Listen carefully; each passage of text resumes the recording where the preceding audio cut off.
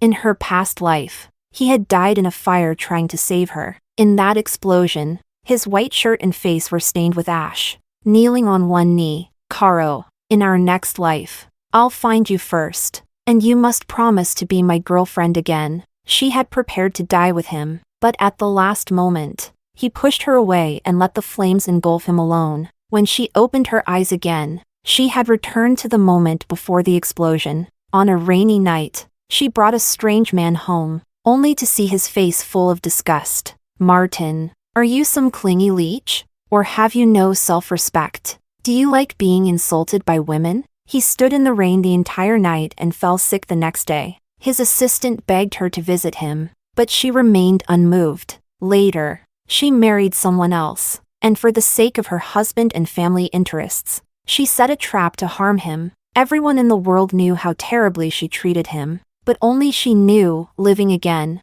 she just wanted him to survive well. After their breakup, Carolina hadn't expected to see Martin again so soon. That night, at a friend's birthday party, she walked in and saw him on the sofa at first glance. He had grown thinner, half his body shrouded in shadow, completely out of place among the noisy crowd. Carolina sat in the farthest corner from him. As the drinks flowed, the group started playing Truth or Dare. Carolina was the first picked. Someone poured a full glass of wine and pushed it to her. Truth or Dare, Carolina was about to answer, but the man across from her stretched out his long arm and took away her wine glass. I'll drink for her. She frowned and looked up. Martin, what does this have to do with you? I want to play Truth. Everyone laughed and teased her. When was the last time? The last what? You know, don't play innocent, princess. The room filled with whistles and laughter. Carolina remained calm. Last night, Martin clenched his teeth and downed the entire glass of wine. Where? In the car. Wow. A car hookup. How exciting. The teasing grew louder. A restless unease brewed inside Carolina. Yet her voice only became steadier. Go on. Ask whatever you want. I'll answer everything. With who? That pretty boy? Yes. Him. He looks kind of scrawny. Was he any good? Of course he was. Very good. The room erupted in screams and cheers. No one noticed when Martin got up and left. Carolina slowly withdrew her gaze, feeling a subtle, stinging pain in her chest. The others kept throwing out questions, but she no longer answered a single one. You guys go ahead. I'm going to the restroom. She got up and strode out of the private room. The hallway was already empty. Martin was nowhere to be seen. Carolina retracted her gaze, a bitter smile pulling at her lips. She shouldn't have chased after him in the first place. Fortunately, he was gone. If he hadn't left, all her efforts over the past days would have been in vain. Today was a special day. In her previous life, Martin hadn't attended this birthday party. Late that night, when Carolina returned home, she had seen a heart-shaped arrangement of candles on her front lawn. Amidst the sea of flickering lights, he walked toward her. He knelt before her and slid a ring onto her finger. Caro, will you marry me? By the time she got home, it was already deep into the night. At the entrance to the neighborhood, the driver suddenly braked hard. Carolina opened her eyes. What's wrong? The driver stammered. Miss Wren, it's Mr. Fu. Carolina Wren turned to look out the window. Martin Fu was leaning against his black Bentley, smoking a cigarette. The cigarette had burned down and singed his fingers, but he didn't seem to feel it. Carolina withdrew her gaze and instructed the driver to leave, but Martin had already taken long strides toward them. Knocking on the window twice, the window rolled down, revealing her delicate, beautiful face. She leaned against a strange man's shoulder. When she looked at Martin, her eyes were full of obvious disdain. Martin, are you a piece of gum stuck to my shoe? Or do you have no pride? Do you like being insulted? The driver didn't even dare to breathe. The founder of CM Technologies, a man who commanded storms in the business world. He had seen many currying favor with Martin, but this was the first time he had seen someone insult him so blatantly. And yet, Martin didn't get angry even once. They had once been the golden couple,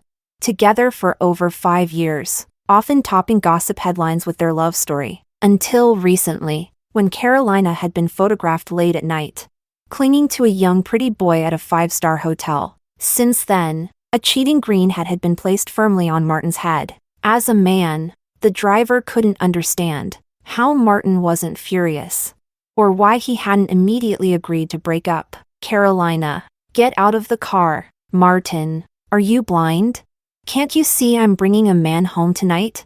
Don't you know exactly what I plan to do? Carolina. Martin tried to say something, but Carolina had already rolled up the window. The car sped away without hesitation, leaving Martin's figure shrinking into a blurred shadow in the side mirror. Carolina stared at the mirror until her eyes stung with tears.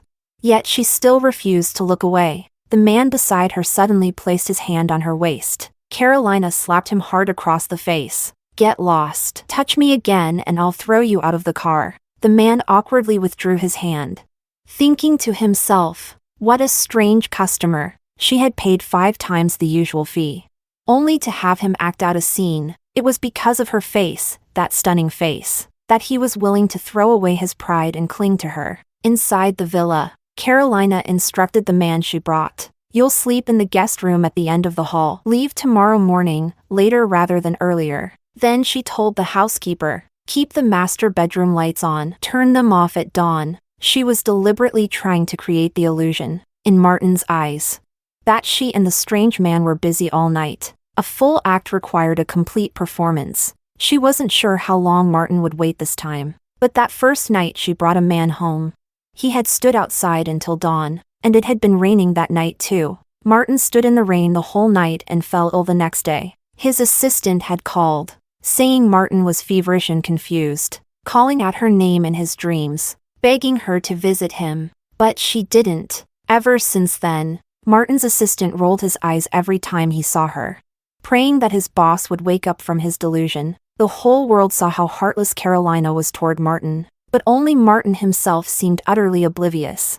In the middle of the night, Carolina woke up from a nightmare, gasping, Martin! Explosions, towering flames, deafening roars. The scenes from her past life flashed frame by frame before her eyes like a film. The man's hand shoving her out of the fire, his own body swallowed by the raging flames. Carolina buried her face in her palms, tears silently streaming through her fingers. She had been reborn, yet whenever she recalled her past life, the pain still gnawed at her soul. In that life, Martin had died for her. This time, she must not let history repeat itself. Carolina threw off the blanket, got out of bed, ran to the window, and pulled back a corner of the curtain. The black Bentley was still parked outside. That fool Martin, he was still there, as if, as long as the lights remained on, he would wait forever. Her heart ached so badly it went numb. Hands trembling, she dialed his number.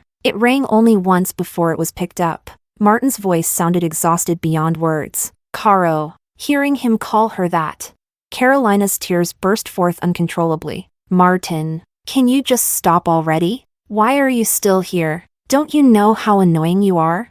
Women hate clingy men. Don't you have any pride? On the other end, there was a long silence. Finally, Martin said only one thing. Caro, I'll leave once you're asleep.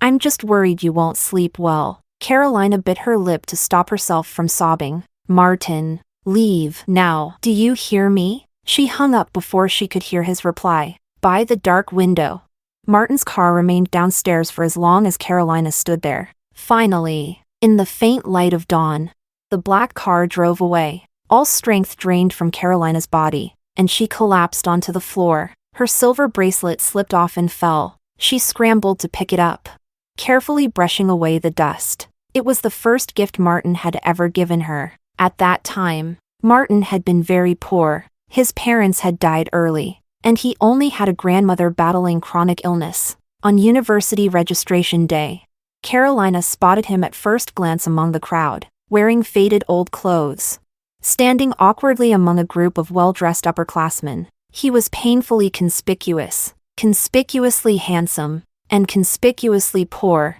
Boys walked past her one after another, but she ignored all of them and walked straight to Martin. Senior, can you help me carry my suitcase upstairs? Half a year after they met, Martin's grandmother was hospitalized. He worked 3 part-time jobs at once, refusing to accept the money Carolina offered. Carolina had no choice but to wait for him every day after class. No matter how late Martin finished work, he would always see her the moment he approached the boys' dormitory. The winter wind was bone-chilling, slicing across his face like a knife. His eyes were misty, but his heart was unprecedentedly warm. He unwound his scarf and wrapped it around her neck. "It's too cold. Get some rest. Don't come again." The mint scent lingering on his scarf.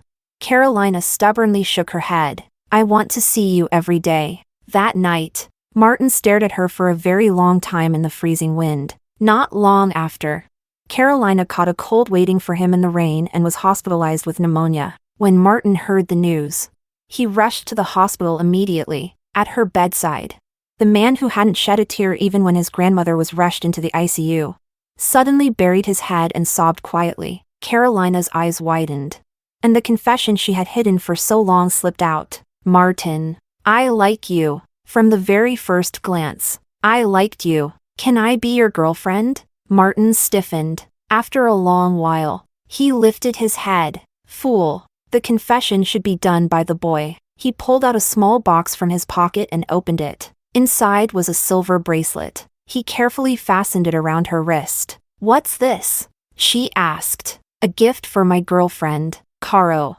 Someday I'll earn enough money to give you better ones." Carolina had grown up in a wealthy family and had received countless bracelets from relatives and admirers, but none, were as precious and dazzling as the one Martin had given her. She couldn't help leaning over and kissing him. Then she threw her arms around him, pressed her face against his chest, and joyfully declared to the world, "Martin is mine." Martin kept his promise. After graduating from university, he founded the now-renowned CM Technologies. In just 3 short years, he went from an unknown nobody to a tech tycoon worth billions. It was later revealed that CM Technologies was named after him and his girlfriend. CM after Carolina's name became the envy of all socialites and wealthy heiresses. The reports said Carolina had bet on the right horse when she was young, thus earning Martin's unwavering love and lifelong commitment after his success. But Carolina knew, whether Martin succeeded or not, he was always the only one she had ever set her heart on.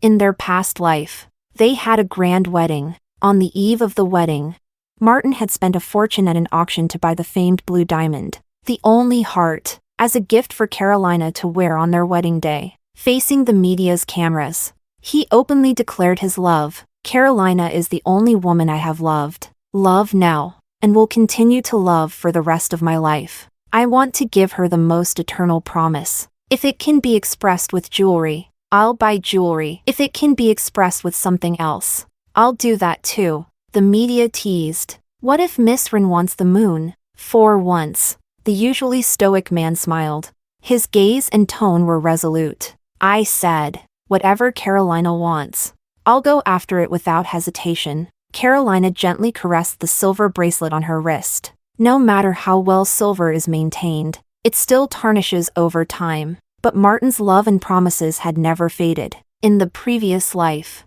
even 1 second before the explosion, he had stayed by her side, though he had a tendency toward cleanliness.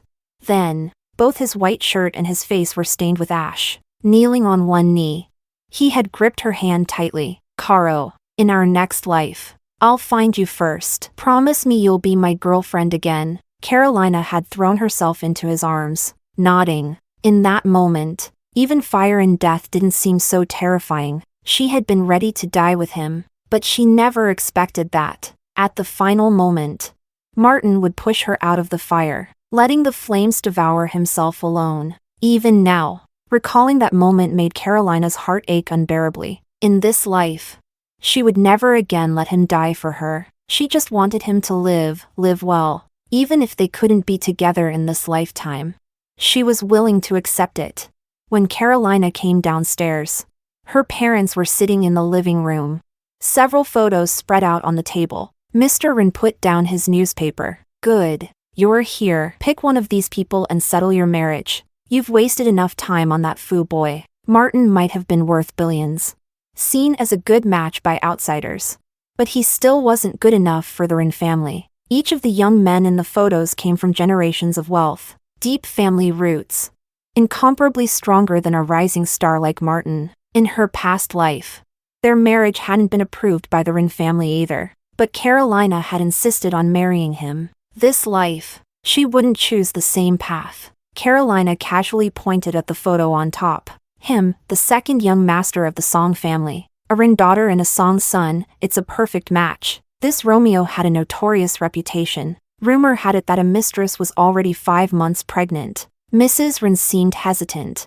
But Mr. Wren made the decision, then it's settled, second young master Song. The engagement between the Song and Wren families quickly spread throughout society. The wedding date was set for 3 months later. At her bridal fitting, Romeo stayed only 10 minutes before being called away by a phone call. Her sister, Misty, looked at his retreating figure and reminded Carolina, "You should really do something about the women he has outside. If he's already like this before marriage, imagine afterward, he won't even bother coming home." Carolina looked at her reflection in the mirror. If he doesn't come home, he doesn't come home. His legs are attached to his own body, no one can tie him down. The clerk suggested, "Miss Wren, the wedding dress you're wearing now is our most conservative design. We actually have an off-shoulder one, with your beautiful shoulders. It would look amazing. No need. I'll take this one." The off-shoulder dress would indeed have suited her best. In her previous life, she had worn an off-shoulder wedding dress when she married Martin.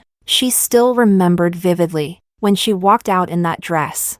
The amazement in Martin's eyes had been impossible to hide. He had hugged her from behind, pressing tender kisses against her cheek. "Caro, you're the most beautiful bride in the world." Carolina had playfully pressed a finger to his lips. "Shoo, other brides might get upset if they hear you." "So what? I'm just praising my own wife." Carolina smiled bitterly now. The most beautiful wedding dress should be worn for the man you love most. In this life, she no longer had that chance. After finishing the fitting, as she walked out, she glanced up at the mall's giant screen, where the financial news was playing. Carolina caught a glimpse of Martin's face. After that night at the club, she hadn't seen him again. Seeing him now on the news, he looked even more haggard. In her previous life, even when Martin remained taciturn under the media's spotlight, he had always been radiant with spirit. But in this life, he seemed so lifeless. Even though CM Technologies was thriving, achieving record highs and celebrating one victory after another, as the founder, he had become the target everyone competed to chase after. Yet throughout the entire interview, he did not show even a single smile. At the end of the interview, the host asked a question about his private life. "Mr. Fu, there are rumors that CM Technologies was named after you and your first love. Are you two still in contact?" Martin looked directly at the camera. "She will always be the woman I love most in this lifetime. Caro, let's go." Misty returned from the restroom and intimately hooked her arm through Carolina's. As Carolina walked outside, Martin's face still lingered vividly in her mind. Actually, she should be happy for him. Even without her, he was still moving forward relentlessly. He had a brilliant, dazzling life ahead of him, and it shouldn't be ruined because of her. Just as they exited the mall,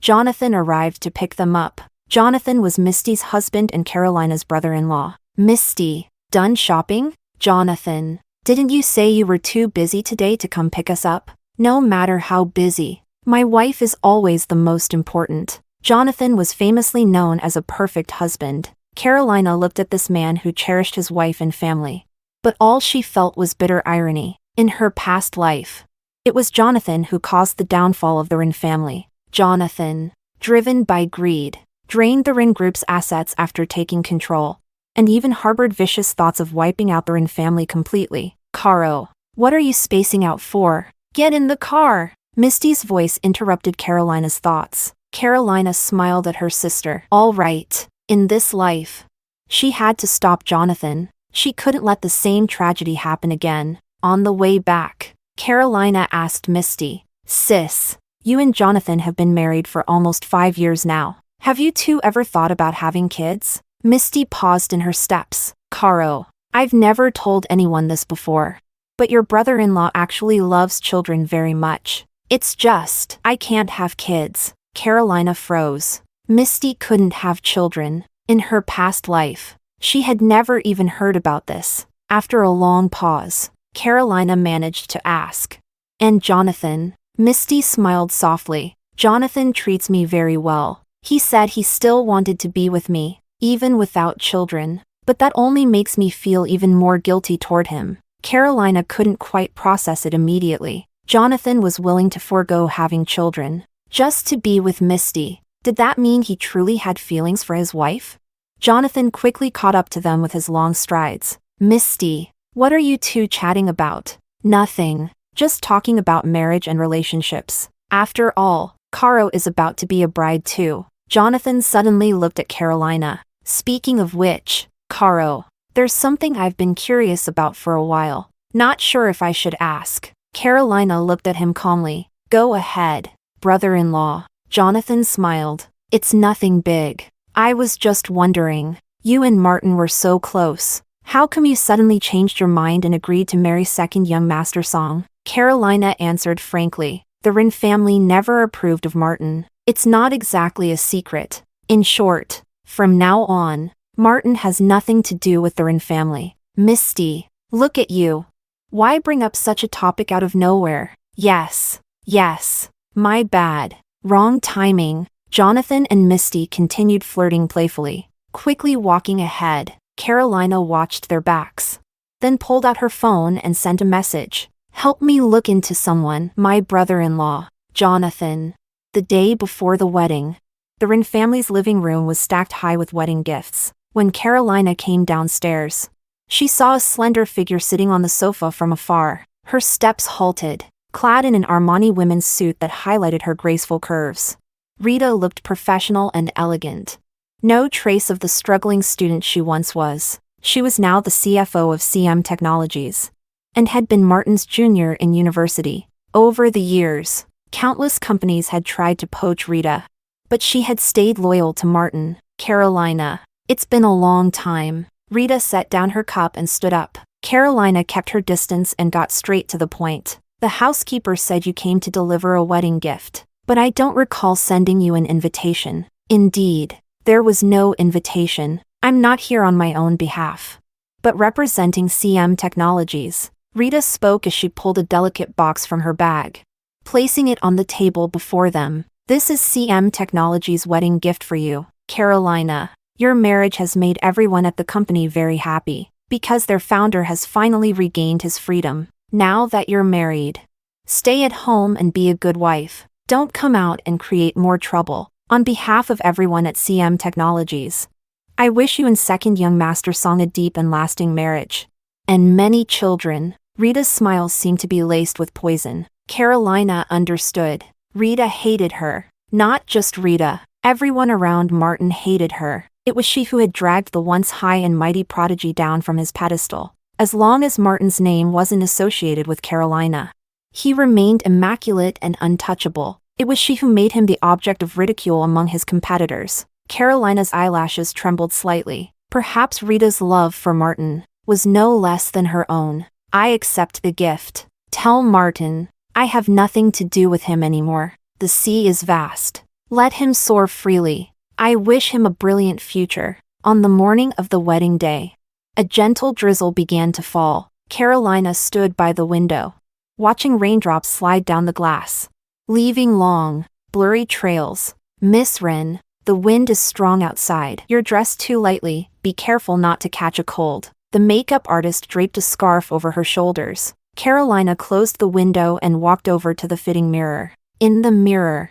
she was draped in white satin and delicate makeup, but her eyes were as calm and empty as a dry well. She was about to get married. Since the groom wasn't Martin, it didn't seem to matter who it was anymore. As the car pulled away from the Rin residence, Carolina caught sight of a figure standing in the rain. He was completely drenched from head to toe. The bodyguards formed a wall between him and the car. He couldn't get close, yet he continued shouting desperately in the direction of her car. Carolina's nose stung, and hot tears streamed down her cheeks. Stop the car! Miss Wren, if we delay, we'll miss the auspicious time. Caro, it's raining heavily. You're wearing so little. Wait. Caro! Carolina flung open the door and jumped out. She lifted the hem of her wedding dress and ran forward, rain soaking her hair, staining her pristine white gown. She charged up to the bodyguards and slapped one across the face. Useless! You can't even stop a man properly.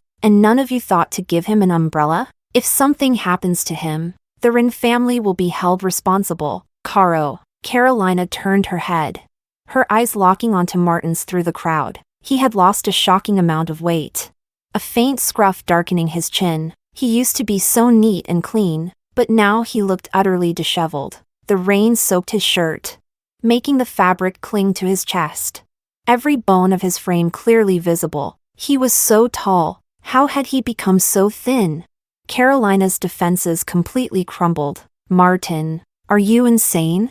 Can't you see how heavy the rain is? Why would you show up and bring bad luck on the happiest day of my life? Do you think I'd be sad if you died from this? I wouldn't. I'd turn around and forget about you. Martin, leave right now.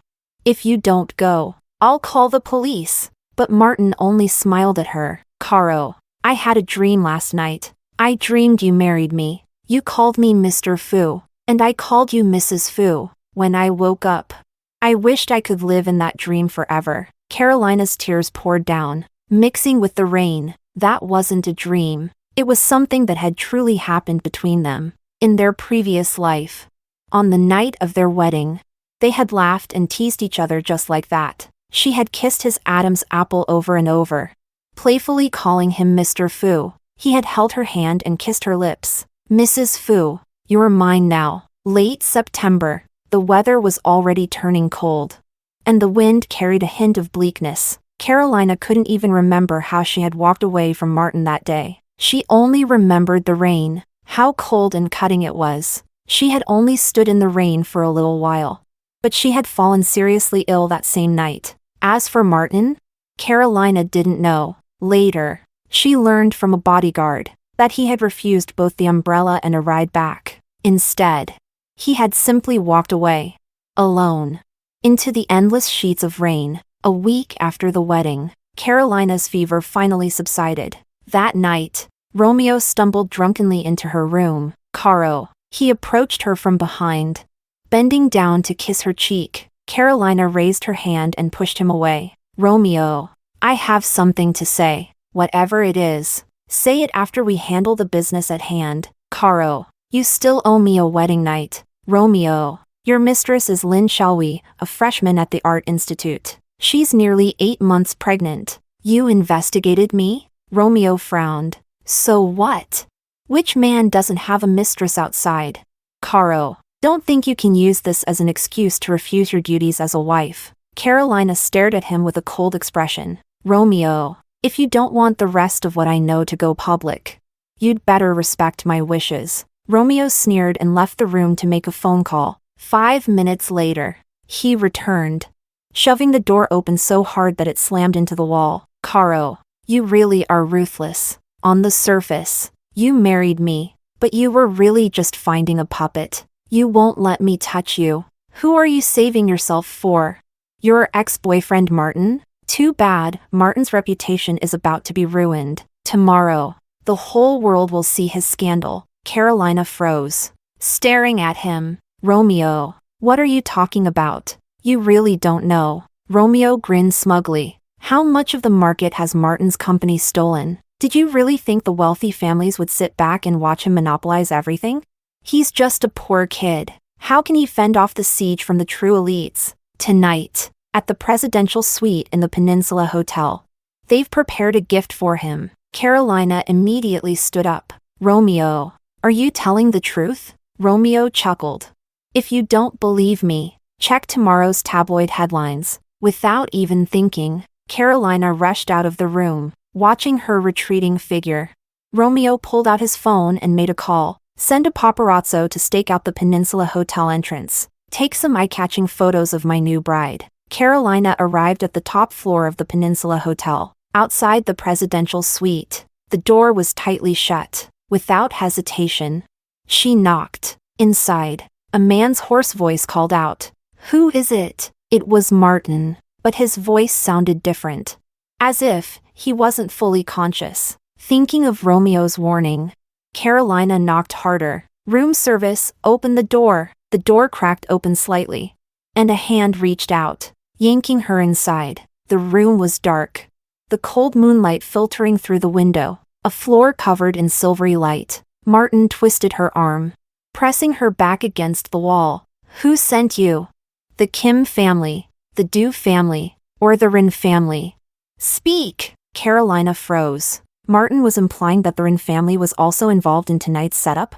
Suddenly, the lights switched on. A woman charged out from nowhere and slapped Carolina hard across the face. You whore!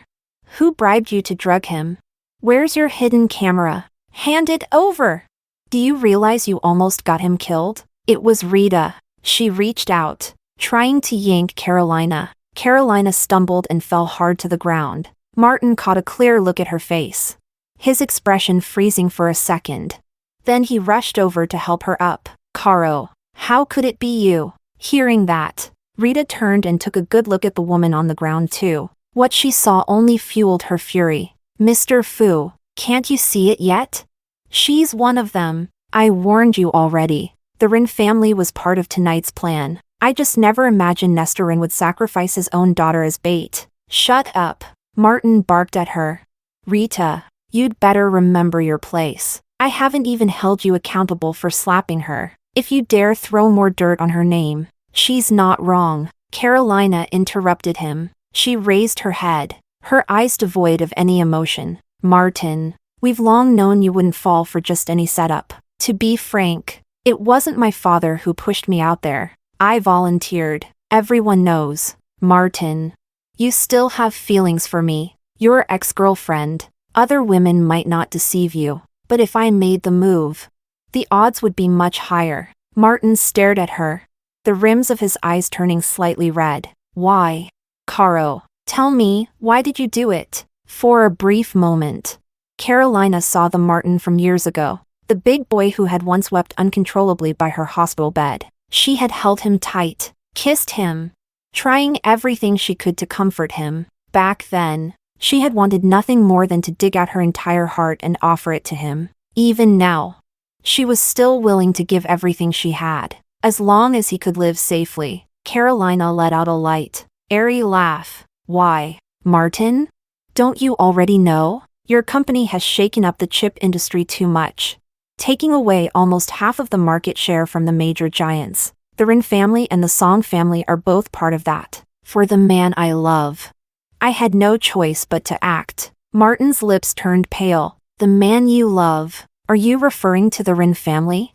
Or Romeo? Carolina turned her face away coldly. Both. Romeo is my husband. If I don't love him, who else would I love? Rita's eyes turned red with anger. Carolina, are you even human?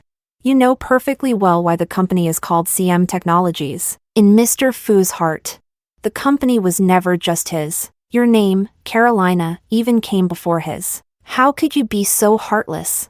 Will you only be happy once CM Technologies is ruined? Rita, get out. Mr. Fu, didn't you hear me?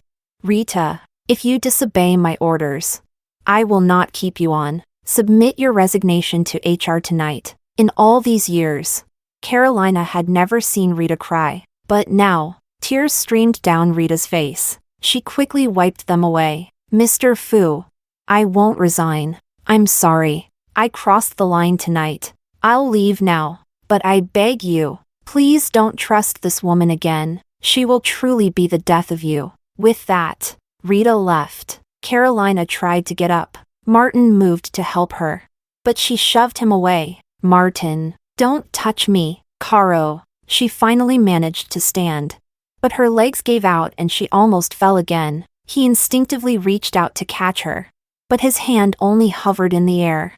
Before slowly falling, she turned to leave, and he chased after her, grabbing her wrist. In one swift movement, he pulled her into his arms. Carolina's back was pressed tightly against his chest. She could feel his ragged breathing, unnaturally fast, and his body burning with fever. Martin, are you sick? No. Then what's wrong with you? They drugged me. Carolina stiffened, instinctively trying to break free. Martin only held her tighter. He buried his face into her neck, taking a deep breath of her scent. Caro, don't leave. I won't touch you. I already took a cold shower. His tone was like that of a wrong child.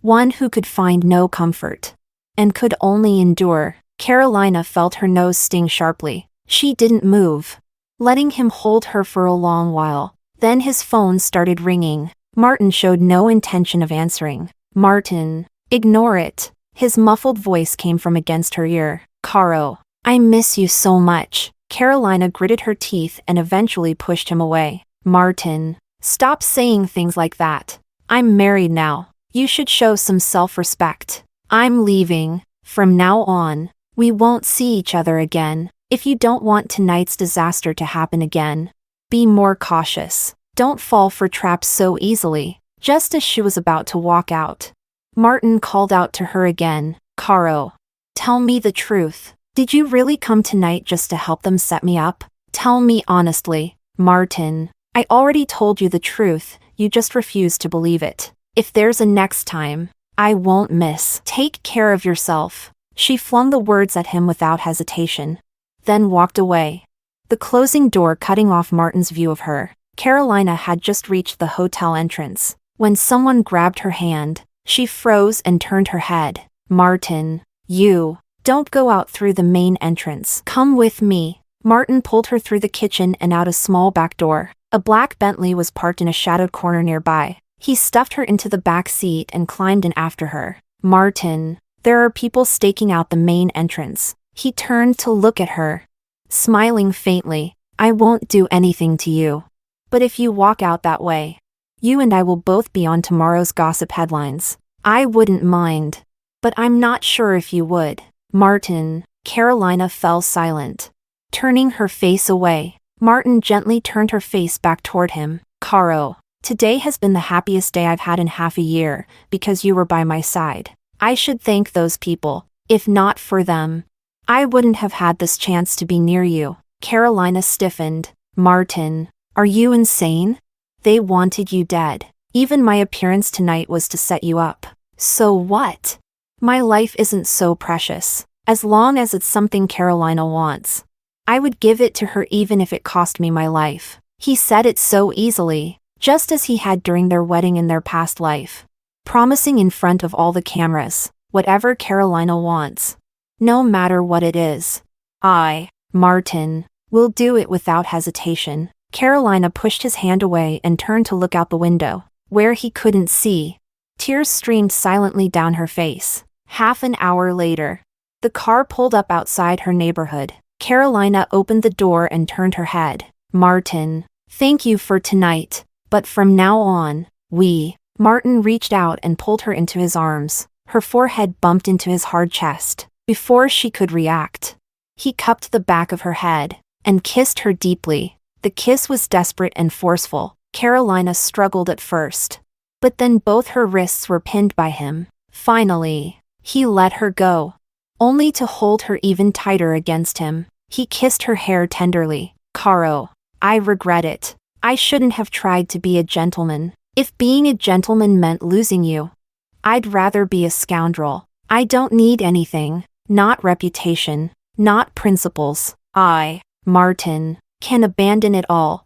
If only you'll come back to me." "Martin." Carolina raised her head to look at him, her eyelashes wet with tears. She was terrified he would follow the same tragic path again. "I don't love you anymore. I love Romeo now. He's the one I willingly married. If you force me to stay by your side, you'll only make me miserable. If you still have any regard for what we once had, please, let me go." Her voice was almost begging. Martin heard her say she didn't love him anymore, that she loved another man. There was a loud buzz in his ears, as if something inside him had collapsed completely. His bloodshot eyes locked onto hers. Inside them, confusion, disbelief, and overwhelming sorrow. Carolina wiped away her tears with the back of her hand and turned her face away from him. "Martin, did you hear me?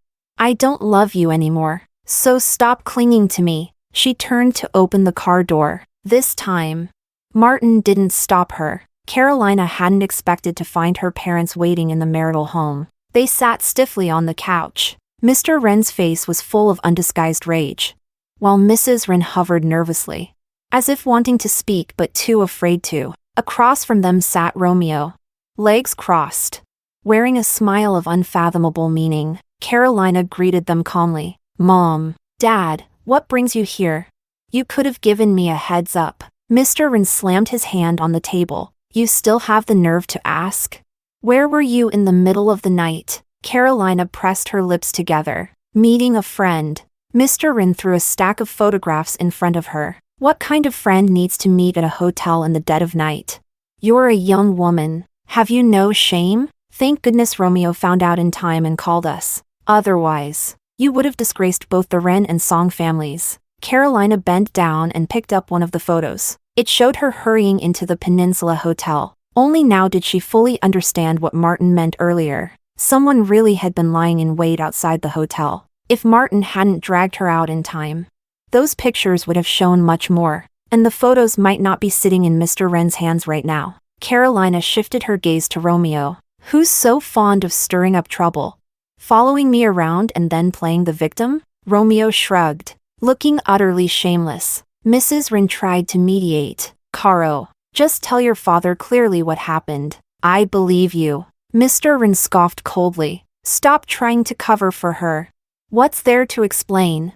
She obviously went to see that foo brat. The people we sent found nothing. When that woman went in, Martin had already disappeared. If it wasn't your precious daughter tipping him off, what else could it be? Carolina looked at her father, her face draining of color. Dad, it was really you. Why?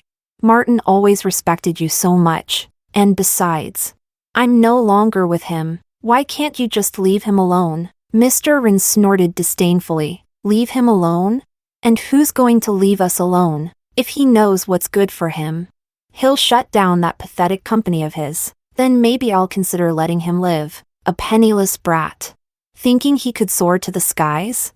Does he really think the old money families are just sitting ducks? Carolina pressed her lips into a tight line. Dad, you're being completely unreasonable. Martin built his company to where it is today with his own abilities. Even if you try to suppress him, other rising stars will emerge. She didn't get to finish. With a loud slap, the sound cracked through the silent night. Mrs. Rin rushed over and started pounding on her husband in fury. Nestor Rin, are you crazy? How dare you hit our daughter? I'll fight you to the death. Today I'll risk my life if I have to. But I won't let you get away with this. Mr. Rin shoved her hard. Mrs. Rin stumbled back, and Carolina immediately rushed to steady her. Mom, don't worry about me. I'll handle it myself. If you get involved, you'll only get dragged down too. Mrs. Rin tenderly caressed her daughter's now red and swollen cheek. Caro, Mom knows how much you're hurting inside. This marriage was never what you wanted. It's my fault. I failed to protect you. I couldn't help you marry the man you truly love. Carolina hadn't intended to cry, but seeing her mother so heartbroken, she couldn't help but cry with her. In the end, she had implicated her mother too. Watching the chaos unfold, Romeo looked entirely unconcerned. He stood up, brushing the wrinkles off his suit jacket. Father-in-law, I don't want to meddle in Rin family matters, but Carolina sneaking out at night to meet another man, I expect an explanation. Feeling guilty, Mr. Rin was about to apologize, but Carolina spoke first. Romeo, I haven't even started settling accounts with you yet, for hiring people to stalk and photograph me. Romeo's smirk froze, and he didn't respond for a long moment. Mr. Rin, furious, raised his hand again. You shut up, you ungrateful child. How dare you? Dad, the one who should shut up is you. Carolina turned her icy gaze on him. She wasn't looking at him like he was her father, more like he was a complete stranger. If you dare lay another finger on Martin, I swear, even if it costs me everything, I will make you pay. If Martin suffers, every single one of you will suffer too, no exceptions. And especially you, Romeo. Whether you want to continue playing the playboy or spend a few years in jail, think carefully. No matter what you decide, I, Carolina, will face you to the very end. Romeo looked at her as if she had gone mad. Carolina, you're completely insane. You're willing to abandon your own family for a man? You're choosing to fight the entire world for Martin? Carolina suddenly let out a low, bitter laugh. You're right, Romeo. Now you finally understand what it means to cross Martin. She truly had gone mad. She was using every ounce of strength she had. All just to make sure Martin could live. If in this life she married another man but still couldn't protect Martin, then what was the point of everything she had done? She had already died once. If she wasn't afraid of death, what else was there to fear? After that night, no one dared to lay a hand on Martin again. CM technologies flourished, and Martin's wealth and reputation grew with each passing day. In contrast, the old aristocratic Wren family fell into decline, their former glory fading like the setting sun in the previous life. Not long after, during Wren Corporation's 30th anniversary celebration, Mr. Wren had announced his retirement as chairman. He passed the reins to his eldest son-in-law, Jonathan. Jonathan then officially seized power over Wren Corporation. He did have some skill, breathing new life into the crumbling business empire. The company's performance slowly recovered. Jonathan, because of his success, gained even deeper trust from the Wren family. Mr. Wren gradually gave him more power. In just over a year, Jonathan controlled the Wren Corporation entirely, both at the company and at home. He became the ultimate decision-maker. Then, Jonathan secretly siphoned off Wren family assets. By the time Mr. Wren realized, Wren Corporation was nothing but an empty shell. In a fit of rage, Mr. Wren tried to sue Jonathan, but by then, the assets had long been moved to anonymous overseas accounts. There was no hope of recovering them. Jonathan, with top-tier lawyers, escaped jail time, and then he turned even more ruthless, planning to wipe out the Wren family entirely. On Mr. Wren's 70th birthday, the Wren family's old estate caught fire. Martin, who was supposed to be away on a business trip, rushed back at the last minute. He saved Carolina from the fire, only to perish himself in the flames. In the bedroom, Carolina stared blankly at the medical report in her hand. She had secretly arranged this test, using samples from Misty at the hospital, and trusting it to a doctor she could rely on. Earlier, when she tried investigating Jonathan, she had found nothing. Jonathan's public record was immaculate. Stellar credentials, spotless personal life. Only this medical report hinted at something unusual. The report showed that Misty was perfectly healthy. She had no fertility problems at all. Then why had Misty believed she was infertile?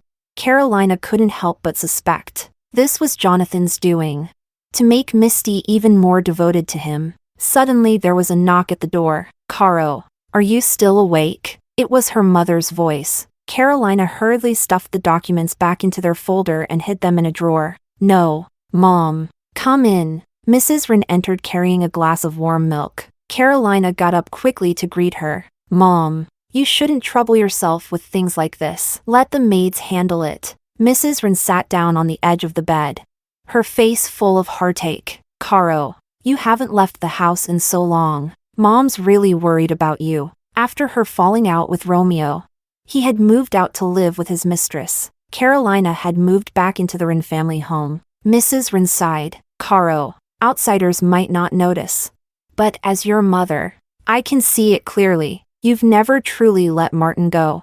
If you still can't bear to part with him, I support you getting a divorce." "Mom, it's impossible between Martin and me now." Carolina's answer was firm and without hesitation. Mrs. Wren truly didn't understand. "Why? I wanted to ask you this when you agreed to the engagement with the Song family. Actually, you weren't without options. If you had insisted on marrying Martin, your father wouldn't have been able to stop you." Carolina understood perfectly well. In her previous life, that was exactly the choice she made. Precisely because of that, in this life, she knew she couldn't choose the same path again. "Let's not talk about him." Carolina looked at her mother. "Mom, there's something else I want to tell you." "Go ahead." "I had a dream last night, a bad one." "What kind of dream?" "I dreamed that my brother-in-law took over Wren Corporation, secretly moved all the assets overseas, and even set a fire on Dad's 70th birthday to burn us all to death." Pa, what nonsense are you talking about?" Mrs. Wren couldn't bear to listen anymore. "Your brother-in-law is such a good person. How can you say that about him? Think how sad your sister would be if she heard." Carolina could only swallow the rest of her words. Indeed, in everyone's eyes, Jonathan was the perfect husband and son-in-law. Not just her mother, even in her previous life, Upon first hearing such accusations, Carolina's instinctive reaction would have been disbelief. Seeing her lost in thought, Mrs. Wren's tone softened. Caro, you've been under a lot of stress lately. It's normal to have nightmares. Besides, your father has long planned to step down. There have been rumors about your brother-in-law taking over for quite some time. You're just dreaming about things you've heard. Maybe, Carolina answered absent-mindedly. Her mother, who trusted her most, didn't believe her. How could anyone else? Carolina knew she needed solid evidence, not just words. But she was running out of time. In 1 week, it would be Ren Corporation's 30th anniversary celebration. Carolina lay awake until dawn. When she finally woke up, the news notification on her phone shocked her. Breaking, billionaire son-in-law Jonathan caught cheating, late-night embrace and kiss with young model. Seen entering luxury Clearwater Bay mansion. Jonathan had cheated. Carolina clicked into the article. The most eye-catching part was the paparazzi photos. The lighting was poor, but the faces of the man and woman were shockingly clear. Especially Jonathan, unmistakably him. Carolina was so elated she didn't know how to react. For others, this news might be a disaster. But for her, it was a godsend. She had been racking her brain for a way to expose Jonathan. Now, with this scandal, the Wren family's trust in him would surely plummet. Still, Carolina couldn't understand how it happened. In her previous life, there had been no such scandal. Even the private detective's report from just a few days ago had shown Jonathan's spotless love life. Jonathan came to the Wren house that same day to apologize. He tried to explain everything. According to him, someone had set him up, drugged him, and shoved the young model into his car. But with public news circulating, no one was easily convinced by his excuses. The impact was enormous. At the Wren Corporation's 30th anniversary gala a week later, Mr. Wren didn't announce Jonathan as his successor. That night, Carolina was in an exceptionally good mood. Even the detestable Romeo seemed slightly more tolerable. She smiled gracefully, linking her arm with his, playing the role of the loving wife. Romeo seemed even more invested in the act than she was. Caro, you're truly beautiful tonight. Is that so?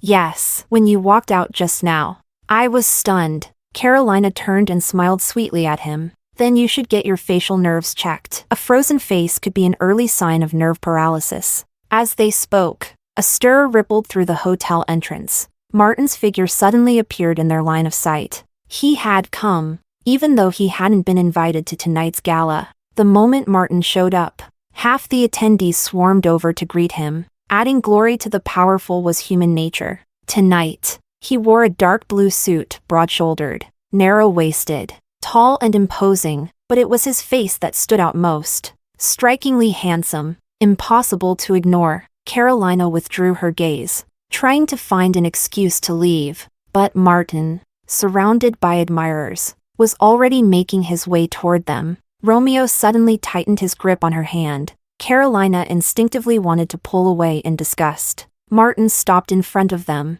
He glanced at Carolina. The way she and Romeo's fingers were intertwined, they indeed looked like a loving couple. Martin's gaze flickered. Romeo taunted, "Martin, you weren't even invited tonight. Isn't it a bit rude to crash the party?" Martin's tone remained calm. Wren Corporation's 30th anniversary is such a grand occasion. I'm just here to join the fun. Why so eager to kick me out, Mr. Song?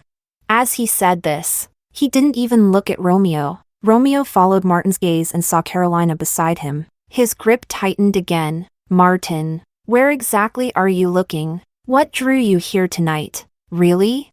What do you think?" Martin's light, careless reply effortlessly volleyed the question back. Romeo could only glare helplessly. Someone came looking for Carolina. She greeted Romeo casually. "Honey, I'll be over there for a bit. Honey." At that moment, a ripple finally disturbed the calm surface in Martin's eyes because of that word. Carolina left after tossing out the remark. Romeo retracted his gaze, deliberately flaunting, "Martin, no matter why you came, tonight, you're destined to leave empty-handed.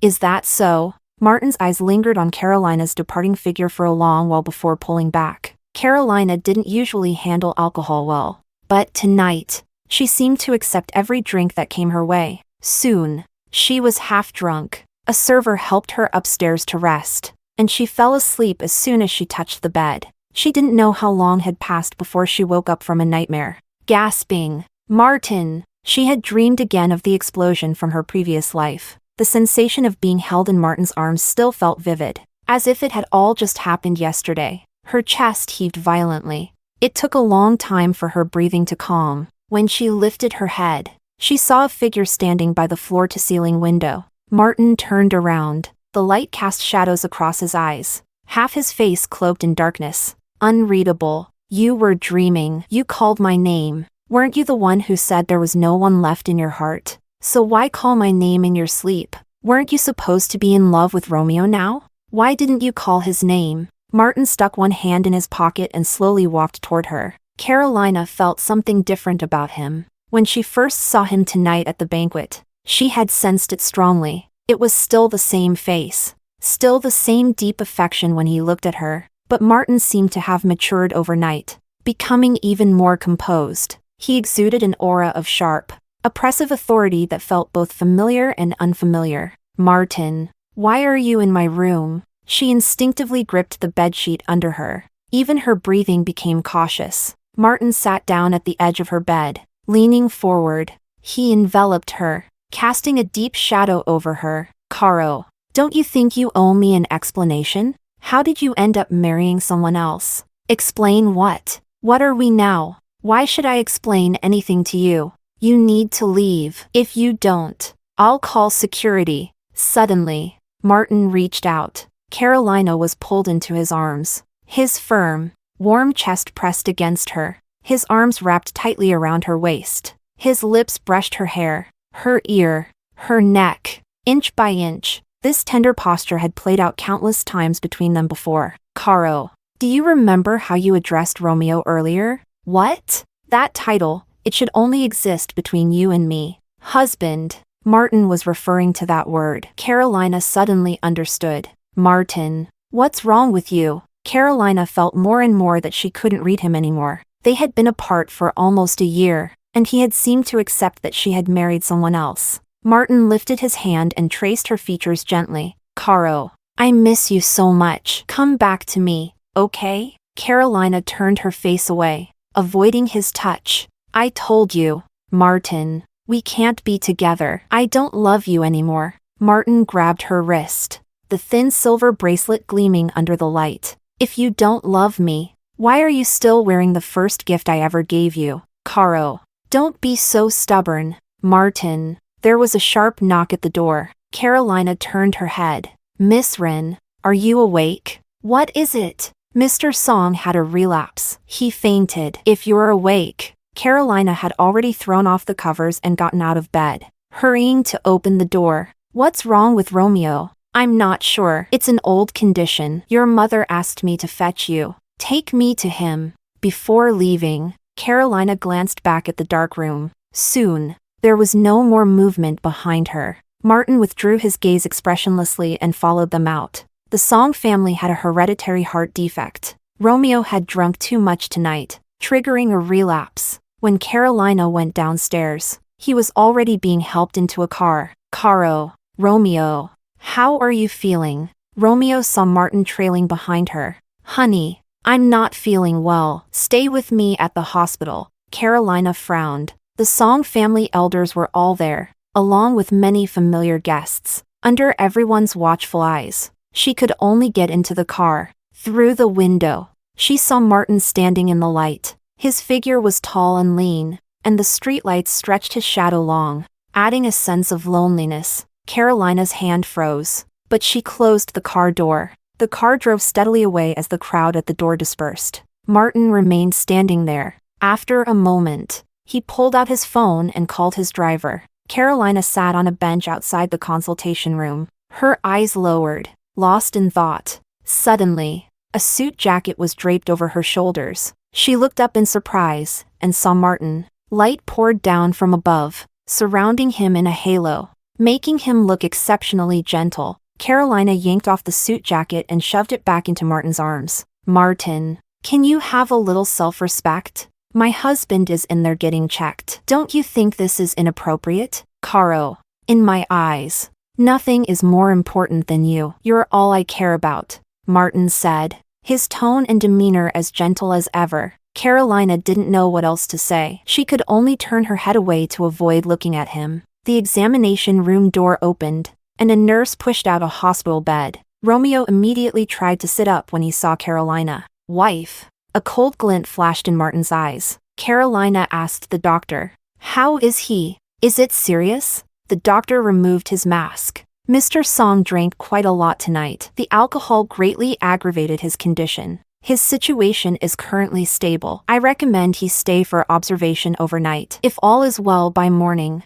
he can be discharged. It didn't sound too serious. Carolina let out a sigh of relief. She glanced at Romeo lying pitifully on the bed, clearly putting on another act. Carolina looked away. "I'll handle your admission." As she walked past Romeo's bed, he grabbed her hand. "Wife, thank you for everything. Running around for me in the middle of the night." Martin's face darkened even further. Carolina pulled her hand free without saying a word, walking away without looking back. Romeo taunted Martin. "Martin, my wife is helping me check in. What are you hanging around for? Are you some kind of clingy pest?" Martin stopped and glanced at him. That one look sent a chill down Romeo's spine. "Romeo, you should be grateful you're still breathing and full of spirit enough to insult people," Martin said coldly. Romeo was left speechless. Martin didn't spare him another glance and strode toward the elevators. Before the doors could close, someone blocked them. Carolina looked up. Martin silently stepped into the elevator and stood beside her. During the descent, neither of them spoke. The small space was filled with heavy silence. Martin's gaze fell on her face. Her profile was as soft and delicate as ever, but there was now a permanent shadow between her brows. He seemed lost in thought. When the elevator reached the ground floor, the doors opened and Carolina quickly walked out. Martin, with his long strides, caught up easily in the quiet hospital hallway. Only their footsteps echoed. Martin stared at her back, and suddenly, he called out in a daze, "Wife." Carolina stiffened noticeably. She stood frozen for nearly half a minute, not moving or speaking. When Martin tried to catch up, she started walking again. He hurried after her, and just as he was about to catch up, she suddenly stopped, almost causing them to collide. "Don't call me that again," she said. Martin heard her words, very softly spoken, without any emotion. "Martin, I'm married now. It's really inappropriate." After saying that, she didn't look back and just walked away. Martin stood rooted to the spot, bitterly tugging at the corners of his mouth. When Carolina returned to the hospital room, Romeo was dozing against the headboard. He spotted Martin behind her, and his expression immediately changed. "Wife, get me a glass of water. I'm thirsty." Carolina said nothing and went to the water dispenser. "Martin, you're disturbing my rest. Get lost already, and shut the door behind you. Don't ruin my time alone with my wife." Carolina's hand trembled while filling the cup. Some hot water splashed onto the back of her hand, burning painfully. She gasped and grabbed a tissue to wipe it. Martin quickly walked over and held her hand. "Are you okay? Did you burn yourself?" Carolina jerked her hand away and walked to Romeo's bedside. "Martin, just leave. Stop disturbing the patient's rest. You hear that? My wife wants you gone. What are you still hanging around for, Martin?" Martin clenched his jaw, then turned and walked out. The door slammed shut. Carolina heavily set the water cup on the bedside table.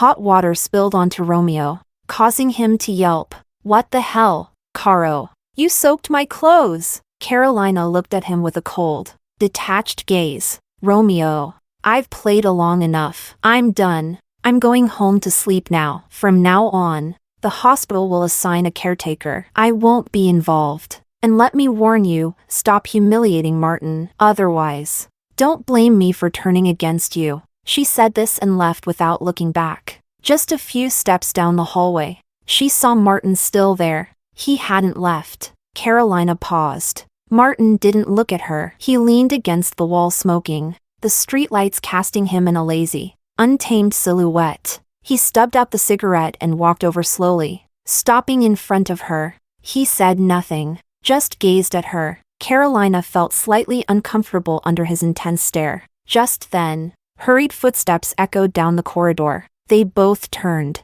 It was Misty, and trailing behind her was Jonathan. Caro, how's my brother-in-law? Mom and Dad were worried, so they sent me to check on him. He's fine. The doctor said he can be discharged tomorrow. It's late. You two should go home and rest. Carolina's eyes fell on Jonathan. He had lost a lot of weight, his face lined with frustration and defeat. It was a stark contrast to the triumphant man who, in her past life, had taken over Rin Group. Jonathan's fate seemed to have changed completely due to the cheating scandal. Would that disaster awaiting the Rin family still happen? Carolina stood there, lost in thought. Jonathan suddenly rushed over and grabbed Martin by the collar. Martin, how dare you show up here? You're the one who drugged me and shoved that young model into my car. I've found out everything. What's your intention? Because you couldn't have Carolina. You want to see the Rin family in eternal misery. Is that it? Martin was caught off guard and shoved against the wall. Jonathan swung his fist and landed a heavy punch on Martin's face. Bang! Martin! Carolina rushed over to pull Jonathan away. Jonathan, you did disgraceful things yourself. Why are you blaming Martin? Let go! Jonathan shoved her aside violently. Carolina stumbled, but luckily Misty caught her. Another loud bang. Jonathan clutched his face in pain. Martin grabbed Jonathan by the throat and slammed him against the wall. Jonathan, you heartless bastard. I swear I'll kill you today. Misty, panicking at the chaos unfolding, was about to cry. Are you guys insane? Stop it! Please stop! Jonathan flailed, pounding on Martin's arms. It's him! He framed me. I'm innocent. Martin, why are you trying to destroy me? Seeing Jonathan's eyes rolling back and his face turning purple, Carolina feared he might actually die. She threw herself at Martin, trying to stop him. Martin, let go! It was like he didn't hear her, determined to strangle Jonathan to death. Tears of fear spilled from Carolina's eyes. Martin, let go, or I swear I'll never see you again. And I mean it. A flicker of hesitation flashed across Martin's eyes. He let go and turned to Carolina, pulling her tightly into his arms. Caro, don't cry. No matter what happens, I'll always stay with you. Don't be afraid. Carolina pounded her fists against him. Martin, you're insane. You'd throw your life away for a scumbag like him? If you really killed him, you'd go to jail. Martin said nothing more, only lowered his head to kiss her. He kissed her swollen eyelids, her flushed eyes. The gentler his kisses, the deeper his heart ached. He should never have made her worry. Jonathan collapsed onto the floor, coughing and clutching his throat. Misty hurried to him. Are you okay? Jonathan lifted his head and, trembling, pointed at Martin. Misty, believe me, Martin set me up. I have proof he orchestrated everything. He wants to destroy the Rin family. Misty hesitated visibly. Martin, is it true? She asked. Before Martin could respond, Carolina cut in. Sis, didn't Jonathan sleep with the young model? Isn't that a fact? What do you mean set up? A man cheats because he can't control himself, whether it's because he's drunk, upset, or any other excuse. But cheating is still cheating. No excuse can cover up betrayal. Misty fell into deeper thought. Jonathan rushed to grab her hands, looking deeply into her eyes. Misty, I admit I made a mistake, but it wasn't voluntary or intentional. I'm not like other scumbag cheaters. Misty, from beginning to end, you're the only one I've ever loved. We've been married 5 years. You know better than anyone how I've treated you and your family. If Carolina doesn't understand me, fine, but you're my wife. How can you be so cruel to me? Misty's hesitation deepened. Carolina's brows furrowed tighter and tighter. Jonathan was a master manipulator, and Misty truly had feelings for him. 5 years of marriage couldn't just vanish with a few harsh words. Oh really? Jonathan? If you loved my sister so much, why did you deceive her into thinking she couldn't have children? Carolina's voice rang out loud and clear. Misty was stunned. Caro, what did you just say? Carolina walked toward them step by step. Sis, your body is perfectly healthy. I took the samples you left at the hospital and had them tested by a doctor I trust. The report is right here. I didn't tell you before because I didn't know how to bring it up. But now I have to say it. I can't watch you be deceived any longer. Jonathan not only bribed your doctor but also the maids, switching your vitamins with contraceptive pills. Sis, Jonathan never wanted you to get pregnant. If he truly loved you, how could he do something so cruel? Carolina stepped out of the hospital just as dawn was breaking. The early morning air was sharp with a biting chill. She hugged herself tightly. Martin draped his jacket over her shoulders, wrapping her up completely. Don't catch cold. Carolina instinctively tried to push him away, but he stubbornly held her shoulders. In the end, she gave up. Your face. Her gaze fell on the faint trace of blood at the corner of his mouth. It was from Jonathan's punch. Does it hurt? Martin actually smiled. No. The driver pulled up in front of them. As she got into the car, Carolina hesitated. Want a ride? Martin was stunned for a second. Then his eyes brightened with dazzling joy. The car rolled down the road. They sat in the back seat, half a body's distance apart. The atmosphere distant and polite. Carolina watched the streetlights blur past like flowing water, her mind hazy. Why did you set up Jonathan? You said yourself it wasn't a setup, even if he was drugged. It doesn't excuse cheating. I mean, why Jonathan specifically? He never seemed to have wronged you. He had called Jonathan a heartless bastard at the hospital. Where did that come from? And what about you? How did you know he bribed the doctor and the maids? I hired someone to investigate him. You did too? Why were you investigating him? Maybe because our minds are connected. We both thought of it. Carolina turned to look at him. Behind him, the street was bursting with colorful lights, but his face alone stood out, bright, handsome, and just as she remembered, she slowly looked away. After a while, Martin saw she made no movement. Turning his head, he found she had already fallen asleep against the seat, her brows slightly furrowed as if burdened by unspoken sorrows. He sighed softly and pulled her gently into his arms, letting her sleep comfortably against his chest for the rest of the ride. When Carolina woke up, she was already tucked into bed, and daylight poured in through the windows. Faint sounds drifted from the kitchen. She thought it was the maids making breakfast. She opened the door and stepped out, only to freeze. Martin, in a white shirt and gray slacks, walked out of the kitchen carrying a plate of fried eggs. Seeing her, he smiled. You're awake. Perfect timing. Breakfast is ready. He stood by the dining table, tall and graceful. The morning sunlight fell across his brows, the deep and tender smile in his eyes glowing under the light. Carolina's nose tingled with sudden emotion. In their previous life, after they married, whenever Martin was home on weekends, he would always make breakfast for her. She was picky, only eating fried eggs cooked on one side, refusing anything overcooked. Martin had indulged her, practicing again and again until he could make the perfect egg. Eventually, she could only stomach the eggs he made. Martin, why are you here? I brought you home. You fell asleep, and I couldn't rest easy leaving you alone. He walked over, playfully flicking her nose.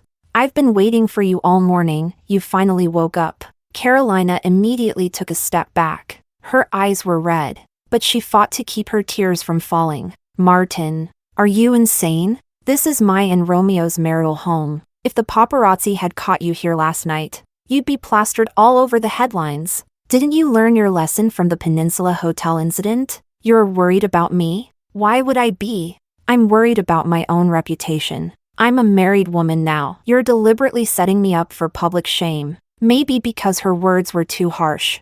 Martin's smile slowly disappeared. He swallowed hard and said gently, I'll leave after you finish breakfast. It won't take long. Carolina stared at him for a few seconds. Then she suddenly strode to the dining table, grabbed the plate of eggs, and dumped them into the trash. Out of the corner of her eye, she saw Martin standing motionless, as if rooted to the spot. He just stared silently in her direction. Are you leaving now? All right, I'll go. Martin's steps were slow, his posture slightly hunched. Carolina watched as his figure disappeared at the doorway. Tears silently welled up in her eyes. She quickly wiped them away, then walked to the trash can. The eggs were already dirty, but it was clear they were perfectly cooked on one side fully cooked, one side half done, just the way she liked it. She knew how much care Martin must have put into making them, but his sincerity was destined to be betrayed. A month later, Misty divorced Jonathan.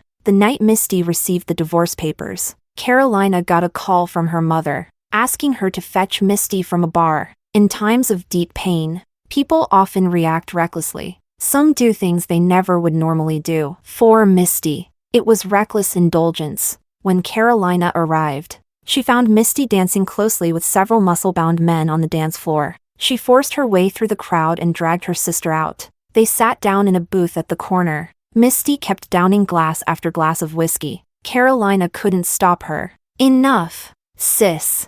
Are you crazy? Drinking like this. You'll poison yourself. You won't let me do this. You won't let me do that. What's wrong with having a drink, Caro? Do you even know how hard it's been to be the Wren family's eldest daughter? Always careful, always restrained. Over the years, only Jonathan cared for me, understood me. I thought he loved me. I treated him as the most important person, but even he lied to me." Misty broke down in tears. Carolina saw her pain and couldn't bear it but didn't know how to comfort her. Misty had loved Jonathan, loving a monster. That kind of pain Carolina had never experienced herself. She had no right to say she understood. Misty, teary-eyed, stared at her. "Caro, aren't you in pain too? You love Martin. I can tell. And he loves you. He looks at you differently than at anyone else." Carolina didn't answer. She didn't dare meet Misty's eyes, afraid her heart would be exposed.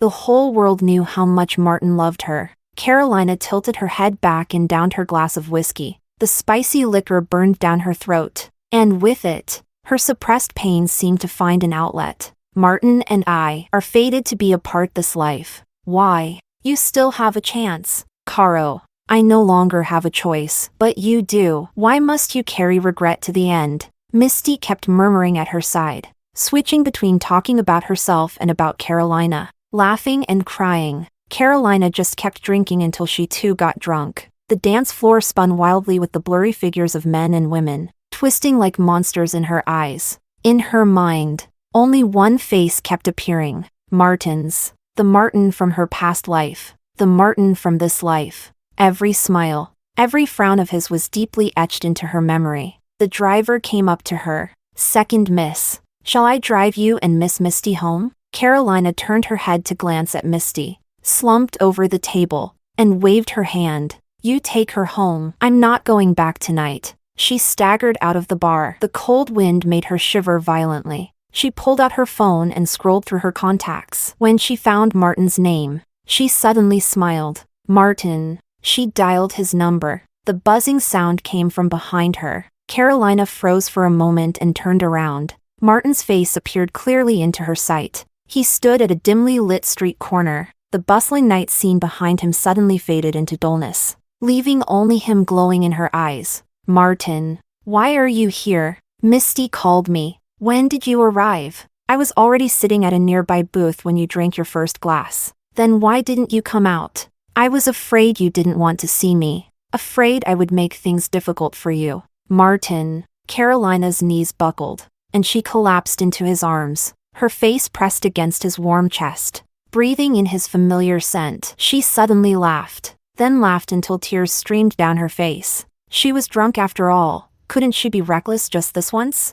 She promised herself it would be only this once. Carolina felt like she was dreaming a long, beautiful dream. In the dream, she was acutely aware of her drunkenness, and because of it, she was unusually bold and passionate. Halfway through, Martin paused, pulling a delicate box from his pants pocket. Inside was a blue diamond. "This one isn't as large as the only heart, but it's purer. I searched for a long time and finally found this one. It's a substitute. But I hope you'll like it. I love it. As long as it's from you, I'll love it." Carolina suddenly began to cry. "Martin, I don't want anything. I just want you to live well." Martin kissed her eyes tenderly, kissed the tip of her reddened nose. In the end, Carolina remembered nothing clearly, only Martin's deep, beautiful eyes. When he stared at her, drenched in sweat, she felt like she was sinking into a bottomless whirlpool, and she didn't want to wake up. She clutched his strong bare back tightly, pressing her face to his chest. The hollow emptiness in her heart finally felt filled. She felt so happy, so incredibly lucky to have met this man named Martin. From then on, There would be no more harsh winters. Her life would always be filled with sunshine and warmth. Carolina was woken by the sound of running water from the bathroom. The water stopped, and a man, wrapped in a bath towel, walked out. She kept her eyes closed, so he didn't realize she was already awake. He placed a light kiss on her forehead, rustled around putting on his clothes, and turned to leave. Carolina suddenly opened her eyes and sat up from the bed. "Martin, are you leaving?" Martin stiffened, but didn't turn around. "You're awake. I thought you didn't want to see me. Last night was an accident. You were drunk." "I know." Carolina's eyes turned red, her voice thick with emotion. "No, it wasn't an accident. It was me. I was willing." Before Martin could turn back, she threw off the blanket and got out of bed, hugging him tightly from behind. "Martin, don't turn around. Let me finish." "All right. I know I've done many things that hurt you, but it was never my intention. I had no choice." "I know. You don't know. I just want you to live well. That's my only wish. In this life and every lifetime. Will you promise me? Promise me. No matter what happens, always put your own safety first." "Martin, swear it to me." Martin stood still for a long time. "All right. I promise you." Carolina finally smiled through her tears. "Good, Martin. You must always remember your promise. If you forget, I'll be really angry." "I will remember." Martin turned around in her embrace, gazing at her tenderly, as if trying to memorize her forever. He raised his hand and gently wiped away her tears. "Caro, don't cry. You're not as pretty when you cry." Carolina's eyelashes were still wet with tears, but her lips curled into a small smile. "Martin, are you disliking me?" Martin also laughed, his whole face softening. He lowered his gaze, then suddenly pulled away, turning around. "All right, it's getting late. I should go." He walked toward the door. Carolina called out to him again. "Martin, yeah, after today. Let's not meet again. Today is the last time." "All right, this time." Martin agreed without hesitation. Carolina froze for a moment. Martin, however, walked away quickly. His tall figure soon disappeared from the doorway. Carolina stood there for a long time, feeling like something was terribly wrong. Then her phone rang. She picked it up and pressed answer. Her mother's crying voice burst from the speaker. "Caro, where have you gone? Misty is missing." Carolina froze. "What? Misty is missing?" Misty had been picked up by the driver last night. Carolina saw her get into the car herself. The driver had worked for the Wren family for over 10 years. He couldn't possibly have had any issues. Wren's mother sobbed uncontrollably. "Misty didn't come home last night. We couldn't find her anywhere. We had no choice but to call the police. This morning, the police found the car. The driver was dead inside. And your sister is missing." Carolina's mind went blank, a loud buzzing filling her ears. The driver was killed, and Misty had vanished. It was clearly a kidnapping, one where the perpetrator wasn't afraid to kill. Carolina forced herself not to think further. Her mother was still wailing over the phone. Carolina could only try to calm her down. "Mom, the driver is dead, but Misty is still missing. That means they don't intend to kill her, otherwise she would have suffered the same fate as the driver." Wren's mother's cries softened slightly. "Caro, do you really think so?" "Mom, you have to trust the police. Whatever they tell us to do, we cooperate. The kidnappers are likely after money. If we offer enough, Misty will come back safely." "All right, Caro, I'll do as you say." "Mom, don't worry. I'm coming home now." Carolina hung up. On the surface, she appeared calm, but her forehead was covered in cold sweat, and her hands trembled uncontrollably. She was about to put away her phone when she accidentally opened her messages and saw the most recent one. "Abandoned factory by the riverside in the western suburbs. Carolina, if you want your sister alive, come exchange yourself. You made me end up like this. It's time you paid the price." The message had arrived an hour ago, from an anonymous number. Carolina immediately guessed who it was. At the same time, she realized who had killed the driver and kidnapped Misty. Jonathan. What puzzled her was that the message wasn't marked unread. No notification had popped up. If she hadn't opened her messages by chance, she might never have seen it. Carolina didn't waste another second. She grabbed her phone and rushed out. But when she brushed against the nightstand, a small object fell to the ground. She turned around, and her gaze froze. Last night's scenes flashed vividly through her mind. She had thought it was a dream, but now realized it was real. This one isn't as big as the only heart, but it's purer. I searched for a long time to find the closest one. It's a substitute, but I hope you like it. The only heart, that was the top-tier blue diamond Martin had bought at an auction before their wedding in her past life. But this lifetime, because she had broken up with Martin early on, the auction had never even happened. So how did Martin know about the only heart? Something flashed rapidly through Carolina's mind. All the color drained from her face. That day at the hospital, Martin had called her wife. But in this lifetime, he had never once called her that. That night in the car, when she asked why he had investigated Jonathan and exposed his affair scandal, he had casually brushed it off with a joke. The breakfast this morning, an over-easy egg, cooked perfectly on one side and half done on the other. In her past life, Martin had spent months after marriage learning to make it exactly that way for her. In this life, they never married. How could he have known? And this morning, when she hugged him and confessed the reasons behind everything she had done to hurt him, he had calmly said, "I know." Carolina felt as though all the blood in her body had frozen. She was dizzy, waves of vertigo crashing over her. Tears streamed silently down her face. The Martin who had been with her all this time wasn't the Martin of this life. It was the Martin from her past life. He knew what Jonathan had done before, so he orchestrated the affair scandal, stopping Jonathan from taking over Ring Group.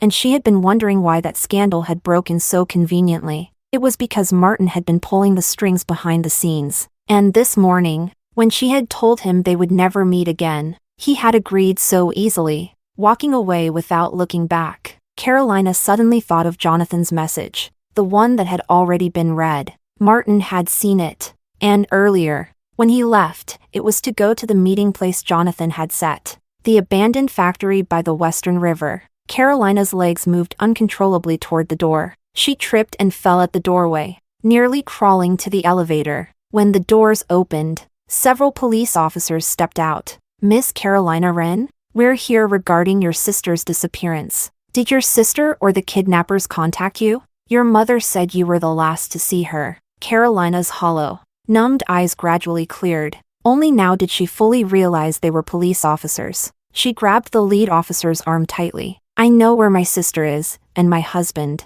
Martin, has gone there too. I'll tell you everything. Please, you must help me save him, right now." She couldn't even remember how she got into the police car, or how they ran 20+ red lights racing to the abandoned Riverside factory. She only remembered, as soon as she got out of the car, she saw Misty lying on the ground, covered in blood.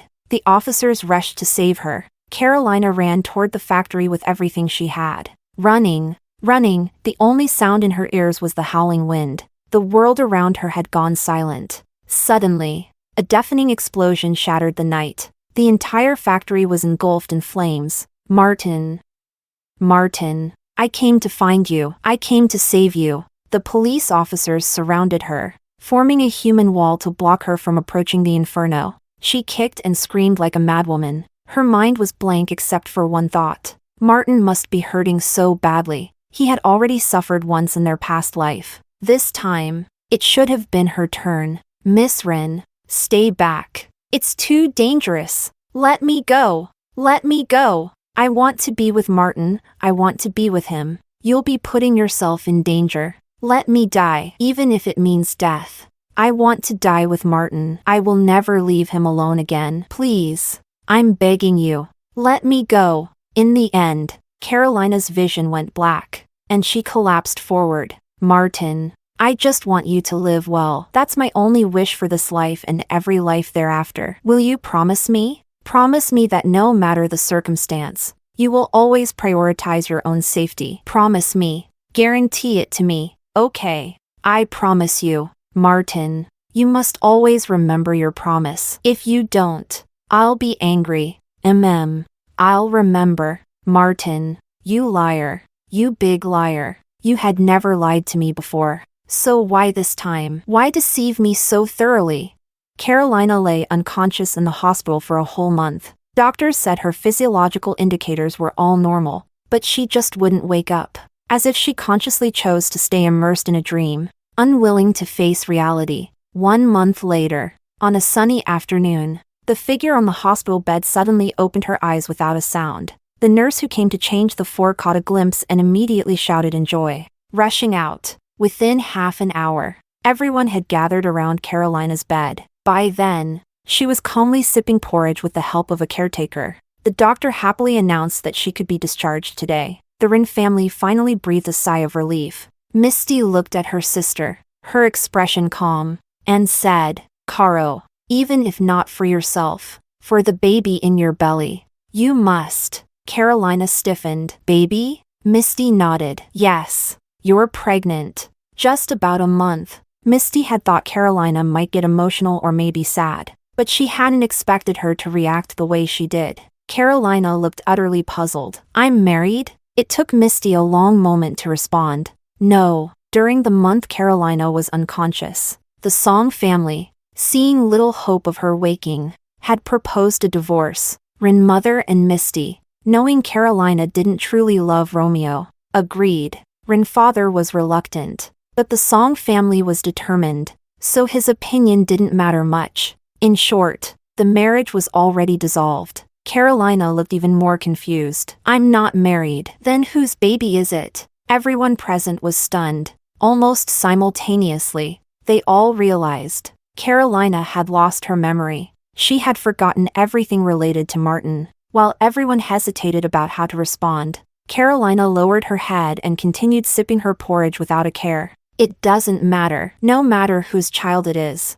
I'll raise them well. I will love them just the same. After all, I'm their mother." Her tone was light and indifferent. The Song family members all sighed in relief. Meanwhile, Misty quietly hid the letter she had been holding behind her back. It was a letter Martin had entrusted to Misty at the abandoned Riverside factory, to be given to Carolina. During Carolina's coma, following the doctor's suggestion, Misty had read it aloud every day at her bedside, hoping to stimulate her to wake. Even so, Misty wasn't sure if Carolina had heard. Originally, Misty planned to give her the letter the moment she woke up, but now, it seemed there was no longer any need. That evening, Carolina completed her discharge procedures and moved into the Shinha Bay apartment, the same apartment that, in their past life, had been her and Martin's matrimonial home. The next day, the lawyers from CM Technologies visited. According to Martin's final instructions, his personal fortune, worth over $50 billion, and all his shares in CM Technologies were to be transferred unconditionally to Ms. Carolina Wren. Carolina became the actual controller of CM Technologies. She completed all the paperwork calmly and cooperatively. She didn't ask a single question about who Martin was, why he had given her everything, or where he had gone. That afternoon, after the asset transfer was finalized, Rita submitted her resignation to the board. Carolina met with her, noticing Rita's red and swollen eyes. "Stay," Carolina said. "I'll give you 5 times your current salary." "Carolina, I will never be your employee," Rita replied. "There is only one true founder of CM Technologies. If you still hold him in your heart, stay and protect the empire he built. If one day you forget about him, you can resign then. I won't stop you." After saying this, Carolina turned and left. Rita stared at her retreating figure, her eyes widening. Wasn't it said that Carolina had lost her memory? If so, how did she know that Rita still held Martin in her heart? Carolina returned home, took a bath, and sat at her desk. She pulled out a blank piece of stationery. The letter Martin had left her, the one Misty had read aloud day after day. She had heard every word clearly. By now, she could recite it backward. The day she woke up, she had dreamed. In the dream, Martin stood before her, smiling as he said, "Caro, it's time to wake up. Take good care of our child, and of CM Technologies. Don't let those who love you worry." Carolina drew back from her thoughts and began to carefully copy the letter. Stroke by stroke. "Caro, this morning I watched you sleeping so peacefully. I couldn't bear to leave. Last night at the bar, I heard a song whose lyrics made me a little sad. Praying the heavens would spare a pair of lovers. and the feared events would never come to pass. Thinking back, the happy times we shared were really so short. I haven't hugged you enough. Yet I already have to say goodbye. I'm sorry, Caro. In the end, I still lied to you when you told me to always put my safety first. I knew I couldn't do it, but I also knew how stubborn my Caro could be. From the moment I returned to life, my only goal in this world was to protect you. In our past life, I failed to do so. I let you suffer through that fire, that explosion, leaving lasting scars. Did you know? Every time I watched you wake up screaming from nightmares, my heart broke all over again.